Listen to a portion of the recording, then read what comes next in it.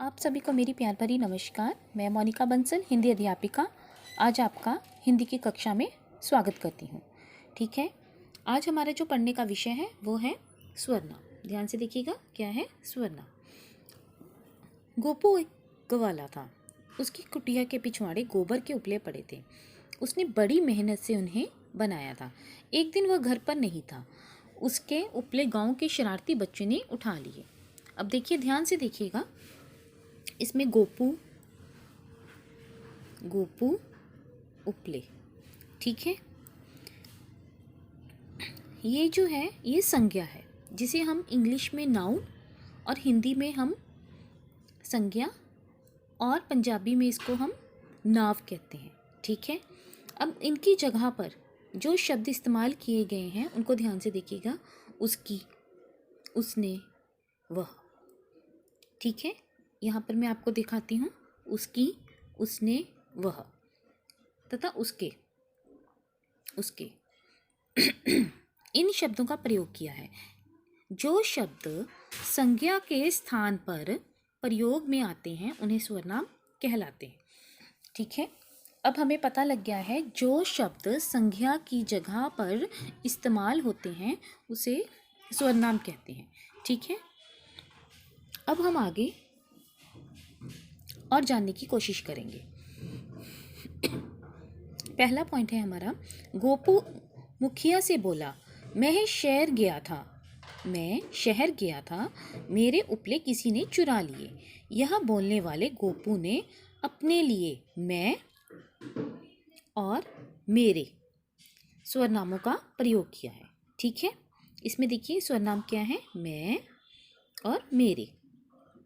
मुखिया गोपू से बोला, तुम चिंता ना करो, तुम्हें न्याय मिलेगा। यह सुनने वाले, देखिए सुनने वाला पक्ष कौन है, जिसको हम श्रोता कहते हैं। इसमें गोपू के लिए तुम, तुम्हें, ठीक है, स्वरनाम का प्रयोग किया गया है। अब तीसरा हमारा पॉइंट सुनिएगा ध्यान से। मुखिया मन ही मन बोला, गांव के बच्चे शरारती हैं, यह शरारत उनकी ही है।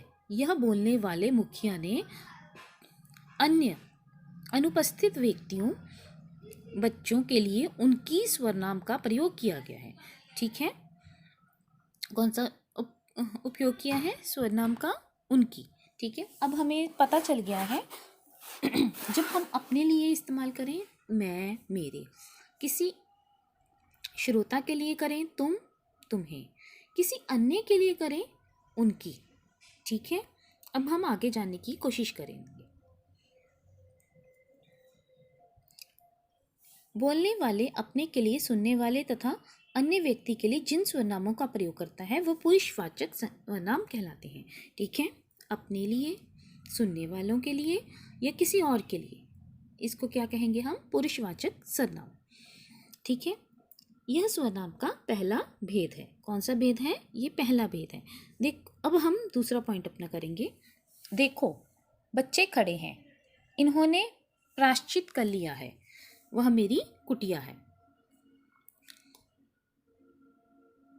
ऊपर पहले वाक्य में इन्होंने स्वरनाम का प्रयोग पास खड़े बच्चों के लिए तथा दूसरे वाक्य में वह स्वरनाम का प्रयोग दूर स्थित कुटिया के लिए किया है।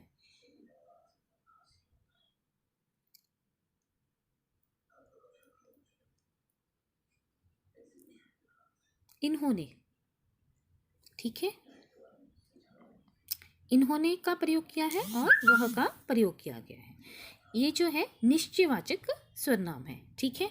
उसके बाद किसी ने मेरे उपले उठा लिए, कुछ ना कुछ तो करना ही पड़ेगा। देखो, इनको ध्यान से सुनिए, किसी ने मेरे उपले उठा लिए, कुछ ना कुछ तो करना ही पड़ेगा। कुछ, किसी, ये जो है निश्चित व्यक्ति या वस्तु का बोध नहीं कराते, ठीक है। यह क्या है, अनिश्चित वाचक स्वरनाम, ठीक है। जिन स्वरनामों से निश्चित वस्तु या व्यक्ति का बोध ना हो उसको क्या कहते हैं, अनिश्चयवाचक स्वरनाम, ठीक है। उन्हें अनिश्चयवाचक स्वरनाम कहते हैं। यह स्वरनाम का तीसरा भेद है। कौन सा भेद है, तीसरा भेद है। उसके बाद हम देखेंगे, जो भी उपले तैयार किए बिना होली खेलता नजर आएगा उसके अभिभावक को प्रति बच्चे पर 100 रुपये जुर्माना देना पड़ेगा। देखिए, उपरोक्त वाक्य में जो उसके, देखिए ध्यान से देखिएगा, जो उसके रेखांकित शब्द दो वाक्यों पर परस्पर संबंध जोड़ते हैं। अंत ये संबंध, देखिए इसमें संबंध जुड़ रहा है। एक बात तभी पूरी होगी अगर हम दूसरी बात को कहेंगे, ठीक है। इसीलिए हम इसको क्या कहेंगे, इसका नाम देंगे संबंधवाचक स्वरनाम, ठीक है। उसके बाद देखिए ध्यान से, हमारा है 5वां पॉइंट, वह अपने पाले में वापस आ गया। वह स्वयं खिड़कियों को रणनीति समझने लगा। देखिए उपरोक्त वाक्य में अपने स्वयं शब्द क्रमशः कर्ता क्या होता है, कार्य करने वाला, वह और वह के साथ निजत्व अपनाने का बोध करा रहे हैं। अंत ये जो है निजवाचक स्वरनाम है, ठीक है। इसी के साथ हमें 5वां भेद भी पता चल गया है। उसके बाद हम जो आए हैं अपने छठे भेद पर आए हैं। छठा भेद ध्यान से सुनिए।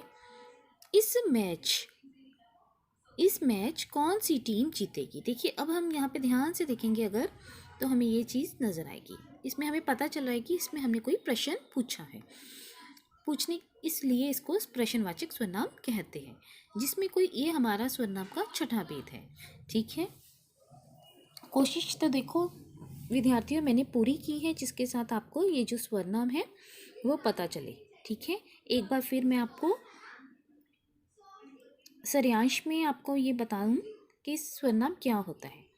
वह शब्द जो संज्ञा के स्थान पर इस्तेमाल हो उन्हें स्वरनाम कहते हैं। नमस्कार, शुक्रिया।